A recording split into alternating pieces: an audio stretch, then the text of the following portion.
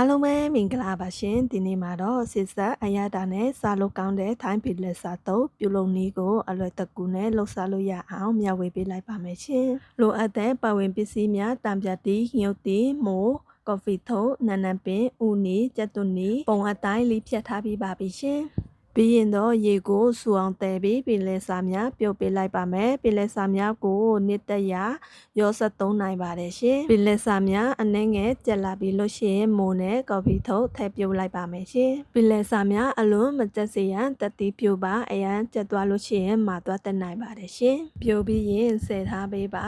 ပြီးရင်အချင်ရေဖြော်ပါမယ်ပကံလုံးတစ်လုံးထဲတွင်တောက်တောက်ရှင်းထားတဲ့ငြိုတီထည့်လိုက်ပါမယ်ငန်းငန်းပြရေးထည့်ပါမယ်အချိုရေးထည့်ပါမယ်ဟင်းချုံမုံအနှင်းငယ်ထည့်လိုက်ပါမယ်တမအောင်မှွေပြီးတော့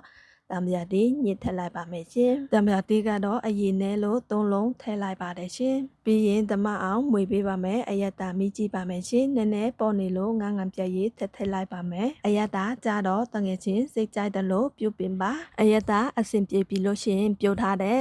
ပင်လယ်စာများထည့်လိုက်ပါမယ်ပြီးလို့ရှိရင်ဖြတ်ထားတဲ့ကြက်သွနီဥနီနန်းနံပင်ထည့်လိုက်ပါမယ်အကုန်တမသွားအောင်ပွားပွားလေးရောနယ်ပေးပါမယ်ရှင်ဒါဆိုရင်စင်ဆက်အရတာနဲ့ထိုင်းစတိုင်ပင်လယ်စာ၃နည်းရပါပြီရှင်အဆုံးထိကြည်လာပေးတဲ့အတွက်အရန်ကျေးဇူးတင်ပါတယ်ရှင်နောက်ထပ်ဗီဒီယိုမှာပြန်ဆုံကြပါမယ်ရှင်